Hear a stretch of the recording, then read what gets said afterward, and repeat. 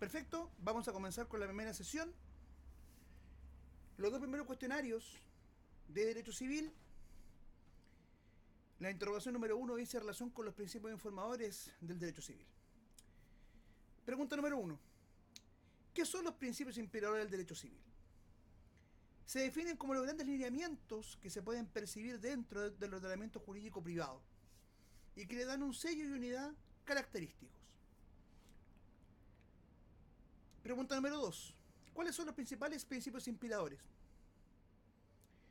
Aunque no hay acuerdo de si son todos estos, o algunos sí o algunos no, los principales son los siguientes: el principio de autonomía de la voluntad, el principio de la buena fe, el principio de la responsabilidad y el principio del rechazo al enriquecimiento sin causa.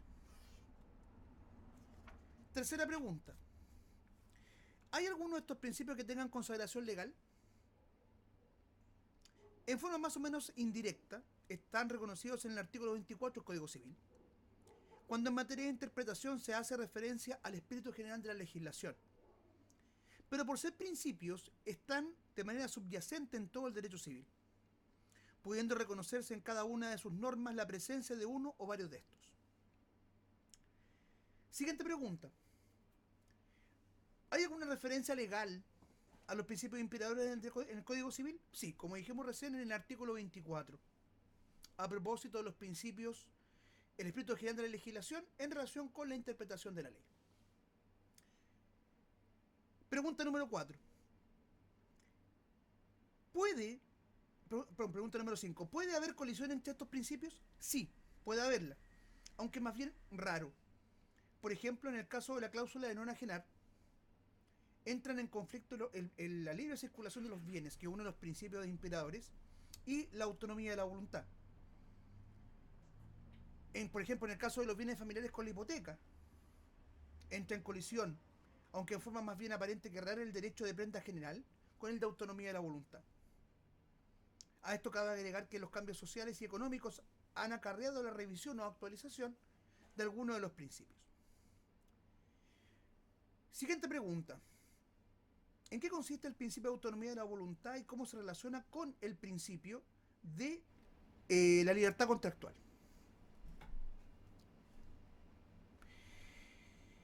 A ver, el principio de autonomía de la voluntad hace relación con lo siguiente. Se define como la libertad que la ley otorga a las personas para regular sus intereses, haciéndolos responsables por las consecuencias de sus actos. También se ha dicho que consiste en la amplia libertad que reconoce el derecho privado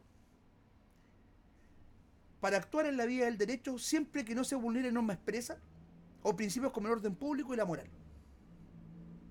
En estricto rigor, el principio de autonomía de voluntad se define como aquel en virtud del cual las partes pueden realizar cualquier acto o negocio jurídico siempre y cuando no sea contrario a la ley, al orden público y a las buenas costumbres.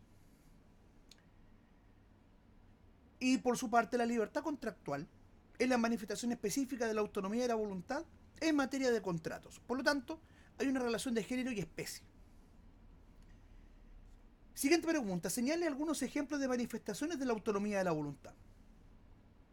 Por ejemplo, tenemos la libertad para disponer de los bienes, sea en forma convencional, como en la libertad de los actos unilaterales, esto es, contratos, o en el segundo caso, en los testamentos. También en la regulación de los vicios de la voluntad, pues la idea es despejar el camino a la voluntad real y sin vicios. ¿Qué otros ejemplos tenemos del principio de autonomía de la voluntad? Por ejemplo, en lo relacionado con los elementos de la naturaleza del contrato, del acto jurídico, artículo 1444, las partes eventualmente pueden alterar estos elementos dentro del contrato. Por ejemplo, el saneamiento de la evicción en materia de compraventa, las partes perfectamente pueden pactar que el vendedor quede eximido de la obligación de sanear la evicción. Por ejemplo, se puede condonar el dolo que ya se ha producido. Se puede eximir de responsabilidad a una de las partes. Se puede, por ejemplo, renunciar a la condición resolutoria tácita. Esos son ejemplos puntuales. También, por ejemplo, la autonomía de la voluntad en materia de obligaciones. Dentro de la fuente de las obligaciones está la declaración unilateral de voluntad. Por ejemplo, un ejemplo de autonomía de la voluntad sería el reconocimiento voluntario de un hijo, etcétera. La renuncia cuando esta no está prohibida por ley, artículo 12 del Código Civil, si la memoria no me engaña. Estos son ejemplos y manifestaciones del principio de autonomía de la voluntad. Siguiente pregunta, ¿cuáles son las limitaciones al principio de autonomía de la voluntad? Son tres. La ley, por ejemplo, en el caso de la renuncia, yo tengo la posibilidad de renunciar siempre y cuando esta renuncia no sea prohibida por ley, está permitida por la ley y no lesione derecho ajeno.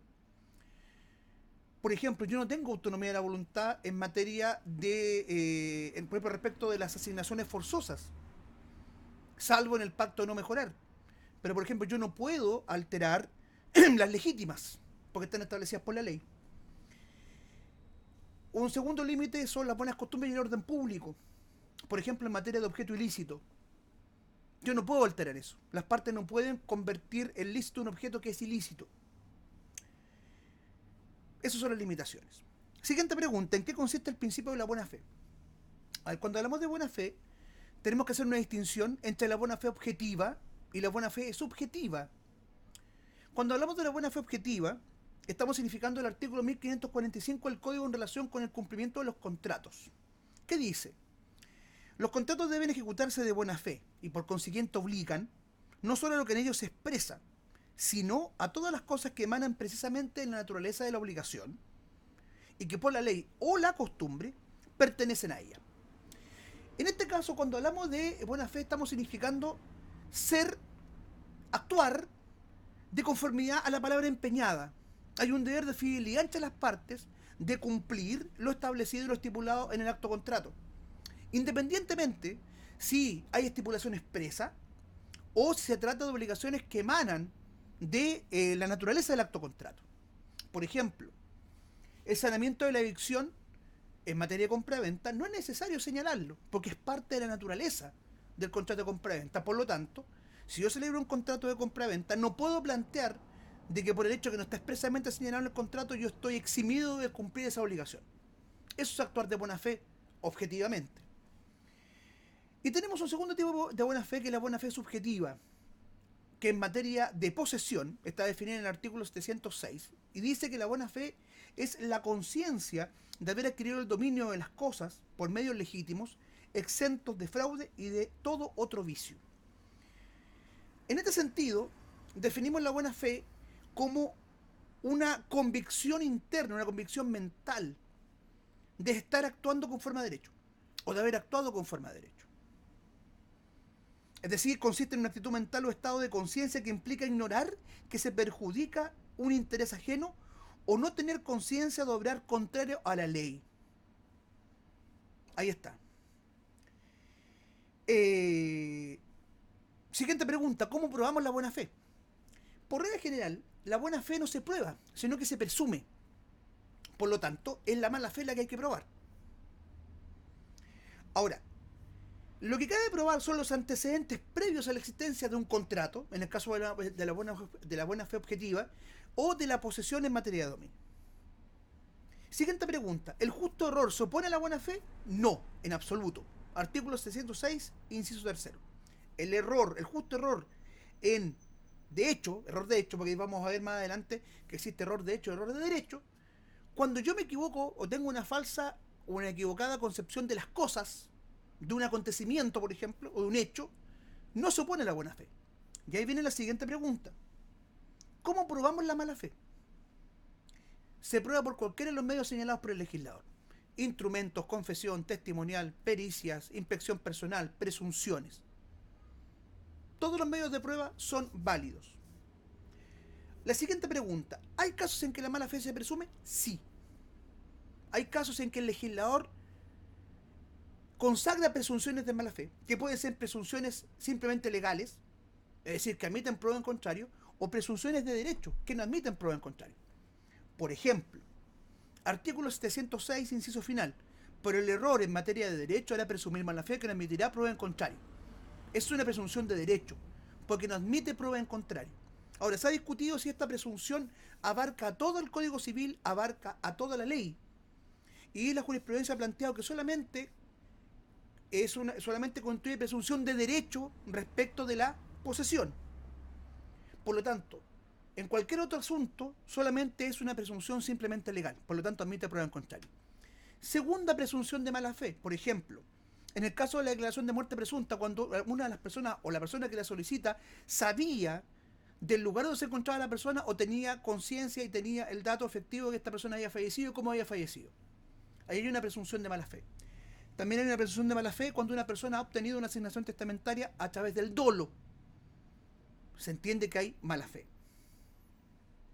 Siguiente pregunta. ¿En qué consiste el rechazo al enriquecimiento sin causa? A ver, cuando hablamos de enriquecimiento sin causa estamos significando la siguiente figura. Hay dos partes, dos patrimonios, uno aumenta y el otro disminuye sin haber razón jurídica que lo justifique, y debe haber un nexo causal entre el aumento del patrimonio de uno y la disminución del patrimonio de otro. Eso es el enriquecimiento sin causa. Por lo tanto, nuestro Código Civil busca que eso no ocurra y establece ciertas herramientas para que podamos resolverlo. Por ejemplo, la lesión enorme. Ese es un ejemplo de una herramienta que nos permite resolver un caso de enriquecimiento sin causa. La nulidad, por ejemplo, del pago, la acción de reembolso del comunero, el pago de lo no debido. Ojo, el pago de lo no debido también es una excepción al error de derecho. Si una persona, alegando error de derecho, ha pagado mal, tiene derecho a que se le reembolse. Por lo tanto, hay herramientas que el código establece para reparar el enriquecimiento sin causa. Por ejemplo, respecto a la lesión enorme. Si una persona, por ejemplo, ha celebrado un contrato de antícresis, que es aquel en virtud del cual el deudor le entrega al acreedor una propiedad, un bien raíz para que se pague con sus frutos, si se ha estipulado un pago de interés superior al interés máximo convencional, esto es el interés corriente aumentado en un 50%, el deudor tiene el derecho a solicitar que se rebaje el interés hasta el interés corriente, el interés excesivo. Ahí hay un ejemplo de una herramienta que el legislador consagra para evitar el enriquecimiento sin causa. Siguiente pregunta, ¿en qué consiste el principio de la responsabilidad? Cuando hablamos de responsabilidad estamos significando el deber de quien daña o quien incumple un contrato de reparar el daño causado. Por lo tanto, cuando hablamos de responsabilidad siempre estamos significando que hay un daño, sea este contractual o extracontractual. Y ahí hablamos de que hay dos grandes tipos de responsabilidad, la responsabilidad contractual y la responsabilidad extracontractual. La responsabilidad contractual es aquella en que el daño se produce por el no cumplimiento de una obligación, el cumplimiento tardío o el cumplimiento incompleto de esta, existiendo entre las partes un vínculo jurídico previo, esto es un contrato.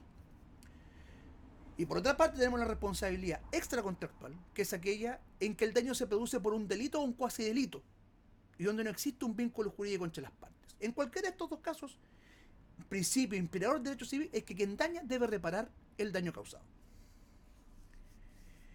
Después tenemos otro principio, el principio de libre circulación de los bienes. ¿Qué significa esto? Lo que busca el código, el legislador en materia civil, es que los bienes se muevan constantemente, que no exista parálisis desde el punto de vista legal, por una razón simple, porque la circulación de los bienes es fundamental para la economía. Por lo tanto, busca que las eventuales trabas que puedan existir a la libre circulación sean las menos posibles. Una de ellas es, por ejemplo, las cláusulas de no enajenar.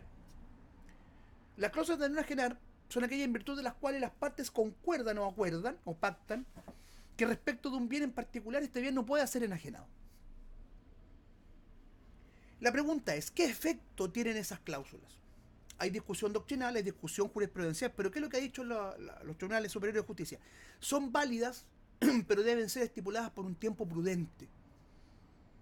No existe fecha ni tiempo en el código, pero la regla general es que, por ejemplo, no dure más de un año. Y el segundo caso es el juicio de partición. Cuando hablamos de bienes inmuebles, una vez producida la muerte del causante, los hijos los herederos se convierten en comuneros. Por lo tanto, en nuestro Código Civil consagra de que nadie está obligado a permanecer en la indivisión. ¿Qué significa esto? Como ellos son dueños de su cuota y mero tenedor de la cosa común, lo que busca el código es que cada quien sepa de qué es lo que es dueño. Por lo tanto, para eso está el juicio de partición, para evitar que estos bienes que forman parte del haber hereditario se quede inmovilizado. Ese es el principio de libre circulación de los bienes. Y esto es el primer cuestionario. Ahora vamos a revisar el segundo cuestionario. Hagamos la salvedad de que en este caso, en el segundo cuestionario, no vamos a revisar lo relativo a la clasificación de las leyes, aparte de la clasificación del artículo 1, porque eso es parte de la materia de derecho constitucional y también de introducción al derecho. Solamente nos vamos a limitar a ver la definición del artículo 1, las características, las críticas que se hacen, las definiciones doctrinales y la clasificación de las normas a partir del artículo 1, sobre todo relacionado con la sanción frente al incumplimiento de cualquiera de estas normas. Pregunta número 1. ¿Qué es la ley? ¿Cómo se define la ley? Tenemos definición legal. Y el artículo 1, que todos sabemos, no, fue el primer artículo que aprendimos en la universidad, es que la ley es una declaración de la voluntad soberana que manifestada de la forma prescrita por la Constitución manda, prohíbe o permite. Eso es la ley. ¿Qué se critica? Segunda pregunta de esta definición. Por ejemplo, que no da una idea clara respecto al objeto de la ley, ni de lo que ésta es en sí misma. Esta es una crítica de fondo. También hay críticas de forma, por ejemplo, la redacción. Da a entender que solamente existen normas que mandan, prohíben o permiten, pero hay otro tipo de normas. Las normas interpretativas, las normas declarativas, las normas definitorias, las normas transitorias. Nada dice respecto a esto. Segundo, que da a entender que la fuerza de la ley está dada por la Constitución y no por la voluntad soberana. Hay una ambigüedad. Y lo fundamental, que no hay una definición respecto al fin. Tampoco se muestra en la definición, ni en el código en particular, el proceso de formación de la ley. Y también se critica de que la definición de ley no debería estar en una ley, que es el Código Civil, sino que debería estar en la Constitución política. Siguiente pregunta. ¿Cómo ha definido la doctrina la ley? Ahí tenemos dos definiciones que son súper importantes. Tenemos la definición de Santo Tomás de Aquino y la definición de Marcel Planiol. ¿Qué es lo que dice Santo Tomás? Que la ley es una ordenación racional dirigida al bien común y dada promulgada solemnemente por quien tiene a su cargo el cuidado de la comunidad. Ordenación racional, orientada al bien común, dada y promulgada solemnemente por quien tiene a su cargo el cuidado de la comunidad. ¿Qué característica tiene esta definición? Primero, que dice que es una ordenación racional, esto es, se diferencia una norma de trato social de una norma de la naturaleza. Orientado y dirigido al bien común, esto es, ya le da una finalidad a la ley, que es el bien común. Dada y promulgada, hay una formalidad. ¿Por qué? ¿Por quién tiene a su cargo el cuidado de la comunidad? Hay una autoridad de la cual emana la norma. Y la segunda definición, que yo creo que es la mejor, que todos estamos de acuerdo en eso, es la definición de Marcel Planiol. ¿Qué dice? Dice que la ley es una regla social obligatoria, establecida con carácter permanente por la autoridad pública y sancionada por la fuerza. ¿Qué significa esto? Es una regla social obligatoria, esto es, se crea con el objetivo de regular la vida social del hombre. Y es obligatoria, no es optativa. Esto es, las personas están sometidas a la ley. Están obligadas a cumplir el mandato legal. Segundo, establecida con carácter permanente. La ley no es perpetua, es permanente. Esto es, produce efectos mientras no hay acto derogatorio. Esto es súper importante. ¿Por quién? Por la autoridad pública. Es decir, la ley emana del Estado, de la autoridad pública. Emana como consecuencia de la facultad de imperio que tiene el Estado. Y sancionada por la fuerza, que es la característica más importante, la característica definitoria de la norma jurídica y que la diferencia de otro tipo de normas de conducta, como las normas morales, las normas de trato social. Esto es, que su cumplimiento puede ser exigido a través del uso de la fuerza legítimamente organizada. Por lo tanto, de estos conceptos, sacamos estas características de la norma. Primero, es permanente, es general, es obligatoria, tiene fecha cierta, regula generalidades, emana de la autoridad pública, es coactiva, coercitiva, es bilateral, etc. Ahora, siguiente pregunta. ¿Cómo se clasifican las normas a partir de la definición del artículo 1 del Código Civil? Y ahí tenemos tres tipos de normas: las normas imperativas, las normas prohibitivas y las normas permisivas. Las normas imperativas, cuando el código habla de manda, pueden ser entendidas desde dos puntos de vista: como normas imperativas propiamente tales o normas imperativas de requisito. Las normas imperativas propiamente tales son aquellas que mandan a hacer algo, que ordenan hacer algo que está permitido, pero debe realizarse de cierta forma. Por ejemplo, la tradición de los bienes inmuebles debe realizarse por medio de la inscripción del título traslaticio de dominio en el conservador de bienes raíces. Hay una norma imperativa, no puede hacerse de otra forma. La tradición de los bienes inmuebles no se puede hacer por la sola entrega, como ocurre respecto a los muebles, no se puede. Hay una norma imperativa. Y el segundo tipo de norma imperativa es la norma imperativa de requisitos, que es aquella que permite llevar a cabo un determinado acto cumpliendo ciertos requisitos, porque en principio este acto se encontraba prohibido. Ejemplo, 1464, objeto ilícito, número 3. ¿Qué es lo que dice 1464? Hay objeto ilícito de la enajenación de las cosas embargadas judicialmente, a menos que haya autorización del juez o de los acreedores. Es decir, la enajenación de las cosas embargadas judicialmente, en principio, está prohibida. Pero el legislador establece un requisito que legitima un acto que está prohibido, lo permite. Por lo tanto, es una norma imperativa de requisito. Después tenemos las normas prohibitivas, que son aquellas que ordenan un deber absoluto de abstención. Es decir, no se debe hacer algo, no se puede hacer algo bajo ninguna circunstancia. No hay un requisito que me permita abrir, a menos que, no existe el a menos que. En las normas prohibitivas es un no rotundo. Por ejemplo, artículo 1464, objeto ilícito. Hay objeto ilícito en las enajenaciones de las cosas que están fuera del comercio. Nada que hacer. O en la enajenación de los derechos personalísimos. Yo no puedo transferir o vender, o no puedo transferir mi estado civil, aunque quiera. No puedo hacerlo. Ahí hay un ejemplo también de una limitación del principio de autonomía de la voluntad. Y después tenemos las normas permisivas, que son aquellas que permiten realizar un acto o reconocer a un sujeto una determinada facultad que la puede ejercer o no. Por ejemplo, yo a los 18 años tengo plena capacidad civil, plena capacidad de ejercicio. Puedo celebrar cualquier tipo de acto o contrato. Me puedo casar, puedo celebrar el contrato de matrimonio, puedo testar, aunque en realidad una persona mayor de 14 años puede hacerlo. Puedo, por ejemplo, contraer matrimonio, como dije, puedo representar legalmente a alguien, etcétera. Pero si quiero lo hago y si quiero no. Es una facultad. Siguiente pregunta, que esto es súper importante. ¿Cuál es la sanción frente al incumplimiento de este tipo de normas? Respecto a las normas imperativas, depende. Puede ser nulidad absoluta, nulidad relativa, inoponibilidad o incluso ninguna sanción. Por ejemplo, cuando hablamos de las formalidades por vía de publicidad, que son aquellas que tienen por objeto colocar en conocimiento de terceros la celebración de un acto contrato, ¿cuál será la sanción? ¿La nulidad absoluta del contrato? No. ¿Cuál es? Que los efectos de ese contrato serán inoponibles a terceros. Por ejemplo. Ahora, si la norma imperativa se establece en razón de la naturaleza del acto contrato, por ejemplo, la enajenación de cosas, la enajenación de cosas embargadas judicialmente, ¿cuál será la sanción? Puede ser nulidad absoluta, puede ser nulidad relativa. Ahora, por ejemplo, en el caso de las normas imperativas propiamente tales, esto es, aquellas que establecen una forma para realizar un acto contrato, eventualmente puede haber nulidad absoluta.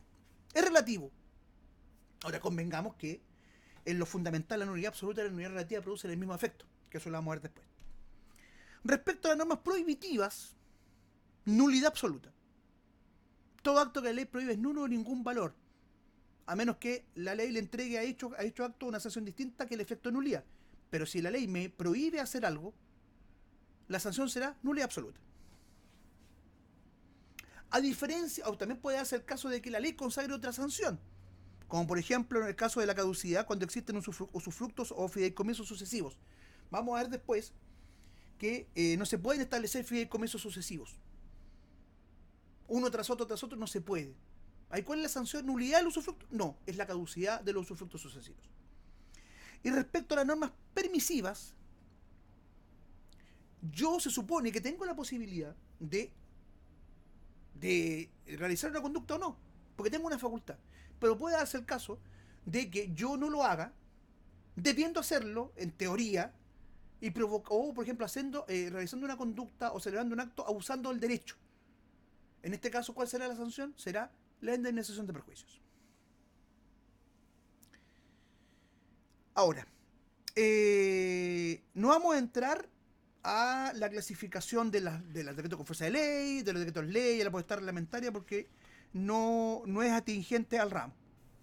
Es más propio de derecho constitucional o introducción al derecho. Vámonos a la interpretación de la ley.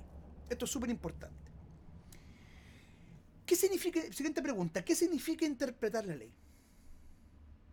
Consiste en la determinación del verdadero significado, sentido o alcance de la ley en general frente a situaciones jurídicas concretas en que la ley debe aplicarse. Esta definición es de don Arturo Alessandri. Repito, es la determinación del verdadero significado, sentido o alcance de la ley en general frente a situaciones jurídicas concretas en que la ley debe aplicarse.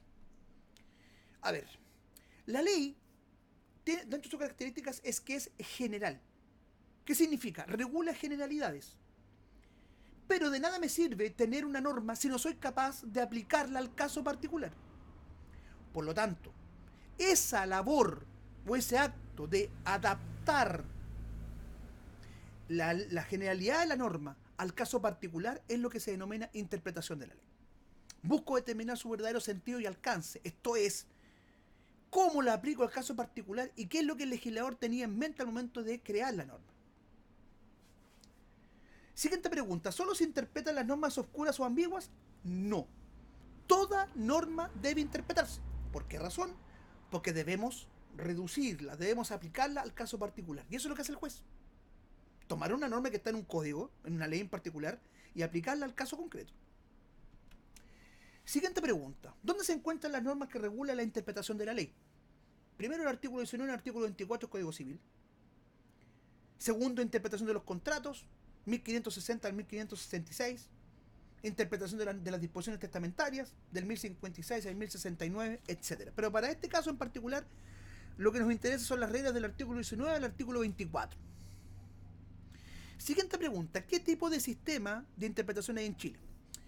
A ver, hay dos tipos de sistemas de interpretación. La interpretación libre o espontánea, o no reglada, y la interpretación reglada. La característica principal de la interpretación reglada es que existen criterios establecidos en la ley para interpretar la norma. Por lo tanto, en nuestro caso, el sistema de interpretación en Chile es reglado. ¿Por qué? Porque hay directrices que tanto el juez, en el caso de la interpretación judicial, como en el caso de el legislador en la interpretación legal auténtica, debe cumplir. Y aquí vamos a la siguiente pregunta. ¿Cómo se clasifica la interpretación? Tenemos la interpretación doctrinal o privada y la interpretación pública. Cuando hablamos de interpretación privada o doctrinal estamos significando aquella que realizan los jurisconsultos, los particulares, los estudiosos del derecho.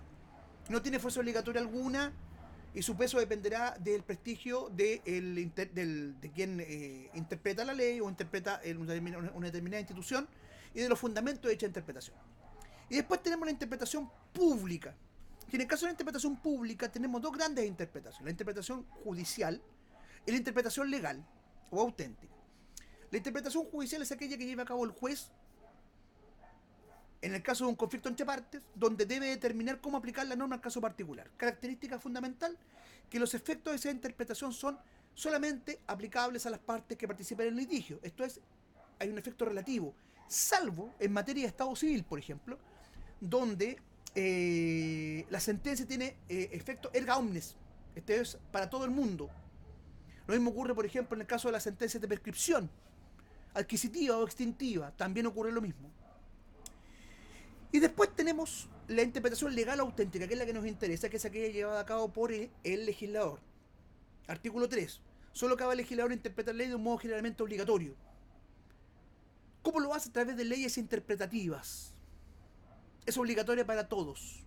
También existe, ojo, una otra clasificación que habla de la interpretación administrativa, que es la realizada, por ejemplo, por órganos de la administración pública, como el Servicio de Impuestos Internos, como Tesorería, etcétera, MIMBU también, que no obstante que se refieren a materias propias de su competencia, también tienen efecto general. Por ejemplo, los dictámenes del Servicio de Impuestos Internos tienen aplicación general. Ahora, ¿cuáles son? La siguiente pregunta, ¿cuáles son los elementos de interpretación? Tenemos el elemento gramatical, el elemento histórico, el lógico y el sistemático.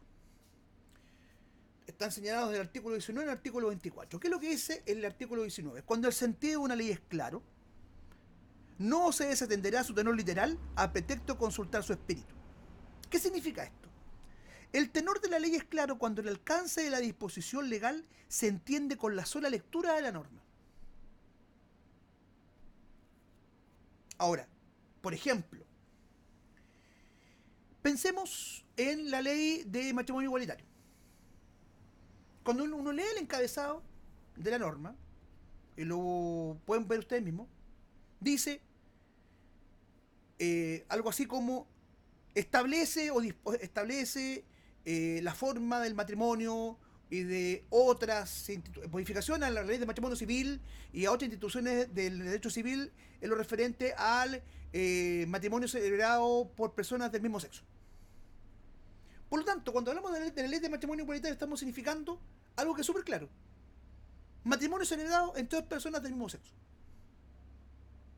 No hay mucha vuelta que darle. Por ejemplo, ley del consumidor. Mucha gente puede pensar, ley del consumidor, pero ¿qué es lo que dice la norma? Dice, ley 19.496, que establece los derechos y deberes de los consumidores, pero también habla de los proveedores. Por lo tanto, ahí hay que tener cuidado. Ahora, ¿por qué es importante esto? Porque el sentido de la ley será diverso cuando se empleen ciertos términos que pueden ser entendidos de tres formas distintas, o en tres sentidos. Las palabras tienen tres sentidos de acuerdo a este artículo, al 19 y al 20. Primero el 19 es sentido claro, pero el artículo 20 dice que pueden tener tres sentidos. Un sentido natural y obvio, que es el que le damos a las palabras comúnmente, que se entiende que es el que le da la RAE. Después tenemos un sentido legal, que es aquel que da el legislador. Y este prima por sobre el sentido natural y obvio. Por ejemplo, cuando hablamos de tradición, el legislador define lo que es tradición. Vamos a adquirir el dominio de las cosas, que lo vamos a ver más adelante. Por lo tanto, cuando el código habla de tradición, no pensamos en la tradición como las costumbres que se mantienen durante un largo tiempo, que forman parte del folclore. No, tradición es lo que define el legislador. Y es por eso que es tan importante que cuando nos preguntan en el grado sobre la definición de una determinada institución, tenemos que determinar si hay definición legal o no. Si hay definición legal, nada que hacer, hay que sabérsela, por mala que sea. Ley, artículo 1, sabemos lo que es. Persona, artículo 52, sabemos lo que es. Dominio 582, sabemos lo que es. Prescripción 2492, sabemos lo que es. Posesión, artículo 700, sabemos lo que es. Está definida.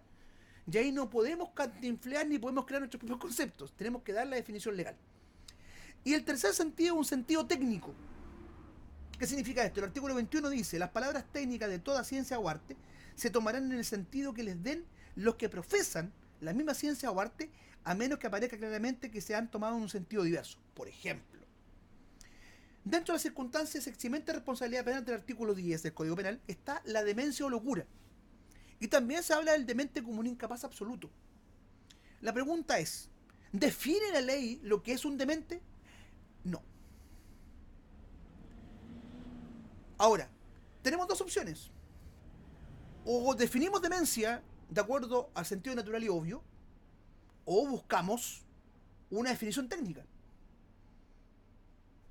¿Cuál creen ustedes que debería primar? En este caso, por ser una patología médica, debería ser una definición técnica. ¿Y a quién se lo voy a preguntar? ¿Al carnicero? No, a un médico psiquiatra o un neurólogo. Por lo tanto, ahí tenemos una definición de sentido técnico.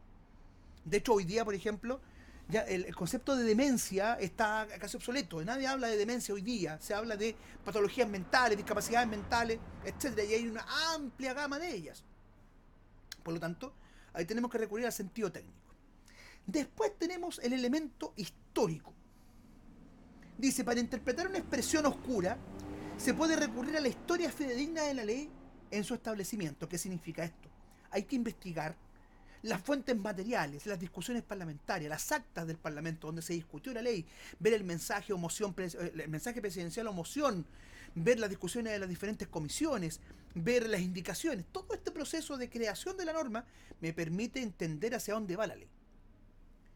Después tenemos el elemento lógico, artículo 22, que dice: el contexto de una ley servirá para ilustrar el sentido de cada una de sus partes, de manera que entre todas sus partes exista una armonía y la lógica correspondencia entre cada una de ellas. ¿Qué significa esto? Cuando hablamos del elemento lógico estamos significando tomar un artículo de una norma y utilizar esa misma ley para poderlo entender. Es tan simple como eso. Por ejemplo, definición de matrimonio del Código Civil, artículo 120, ¿qué dice? El matrimonio es un contrato solemne por el cual dos personas se unen actual e indisolublemente para vivir juntos porque hay que auxiliarse mutuamente. Pero la ley de matrimonio civil me dice que el matrimonio se disuelve por sentencia de divorcio. Ahí estamos, necesitamos interpretar la ley. ¿Cómo lo hacemos? Buscamos en el código todas las normas que se refieren a matrimonio para poder entender ese artículo. Porque entre ellas tiene que haber armonía. Y si no lo logro, voy al siguiente elemento, que es el elemento sistemático. Esto es, yo debo utilizar o debo buscar en otras normas que regulen la misma materia lo que me falta para poder entender e interpretar correctamente un determinado pasaje de una norma en particular. Ahí yo, por ejemplo, podría hacer una concordancia legal entre la ley de matrimonio civil y el artículo 120 que está definido el matrimonio. Por ejemplo, artículo 102, perdón, 102 del Código Civil, no 120, 102. Y finalmente tenemos la equidad. El artículo 24 señala que cuando no puedo aplicar, cuando yo aplicando todos estos elementos de interpretación, gramatical, histórico, lógico, sistemático, no logro encontrar solamente un sentido, sino que tengo dos formas de interpretar la ley, dos sentidos distintos, debo recurrir a aquel que se conforme más al espíritu general de la legislación, ya lo vimos, con referencia a los principios inspiradores, o a la equidad natural. ¿Y cómo se define la equidad natural? Pregunta de grado. Siempre se habla de la equidad, pero nunca nadie da una definición exacta. La equidad es un sentimiento seguro y espontáneo de lo justo e injusto, y deriva de la sola naturaleza humana. Es el sentimiento seguro y espontáneo de lo justo e injusto que deriva solamente de la naturaleza humana. Este es el último elemento de interpretación. El juez se inclinará por aquel que más conforme esté a la equidad natural. Siguiente pregunta. ¿Cuáles son las especies de interpretación? Tenemos una interpretación declarativa, que es aquella en que se reconoce o constata que los términos literales utilizados por la ley coinciden exactamente con la intención del legislador. Es decir, lo que la ley dice es lo que el legislador quiso decir. Después tenemos la interpretación extensiva, que es aquella en virtud del cual se entiende que la ley dice más que lo que el legislador dice expresamente en la norma. Esto es, la forma de interpretar la ley o la norma abarca más áreas de lo que literalmente el texto dice. Esa es la voluntad del legislador. Por ejemplo, cuando se habla de embargo, interpretada en sentido extensivo, no solamente se refiere a la medida de apremio del juicio ejecutivo, sino que también incluye, por ejemplo, las medidas precautorias establecidas en el juicio ordinario. Por lo tanto, cuando el legislador en el artículo 1464, número 3, habla sobre de que hay objeto ilícito de la enajenación de las cosas embargadas judicialmente, tenemos que entender embargo no solamente desde el punto de vista de la medida de apremio del juicio ejecutivo, sino que también las medidas precautorias que están establecidas en el Código de Procedimiento Civil. Y finalmente tenemos la interpretación en sentido restrictivo. ¿Qué significa? Las palabras que están en la ley dicen más de lo que el legislador efectivamente quiso decir. Por ejemplo, en sentido amplio, el término enajenar se entiende como el acto de desprendimiento, de transferencia del dominio. Perdón, por una parte, y por la otra también implica, por ejemplo, la facultad de destruir la cosa. Pero en sentido restringido entendemos enajenar como la transferencia del dominio. Delante dijimos que la interpretación legal se realiza a través de las leyes interpretativas. Por lo tanto, aquí cabe la siguiente pregunta. ¿Cuál es el efecto de la ley interpretativa en cuanto a la ley interpretada? Artículo 9, inciso segundo. ¿Se acuerdan que el artículo 9 dice que la ley solamente versará para los futuros y jamás tendrá efecto retroactivo? Bien, en el inciso segundo dice que la ley interpretativa se entiende incorporada a la ley interpretada. En la práctica, ¿qué significa? Que la ley interpretativa, al aplicarse a situaciones anteriores, tiene efecto retroactivo. Por ejemplo, la ley interpretada entró en vigencia el 1 de enero del 2022. La ley interpretativa entró en vigencia en junio, el 1 de junio del año 2022. La pregunta es, ¿desde cuándo produce efecto? ¿Desde ahí? No. Se entiende que produce efecto desde que la ley interpretada comenzó a regir, entró en vigencia. Por eso tiene efecto retroactivo. Pero hay limitaciones. ¿Cuáles son? La ley interpretada no puede afectar, por ejemplo, los efectos de las sentencias judiciales ejecutoriadas en el tiempo intermedio, tampoco de las transacciones judiciales efectuadas en el tiempo intermedio, ni garantías constitucionales. Es decir, por ejemplo, si desde la entrada en vigencia de la norma interpretada a la publicación de la norma interpretativa se dictó una sentencia definitiva de la sentencia de cuancha ejecutoriada y la situación cambia, la forma de entender la norma interpretada cambia, esa sentencia no se toca. Las transacciones, que después vamos a ver, contrato, ahí está la transacción, tampoco, y tampoco las garantías constitucionales. Estos son los dos primeros cuestionarios. En la próxima entrega, en la próxima sesión, vamos a revisar efectos de la ley en cuanto al tiempo. Y vamos a revisar también la teoría de la ley en cuanto al territorio. Eso lo vamos a revisar en la próxima sesión. Para mí ha sido un placer haber estado con ustedes y nos vemos en la próxima. Chao.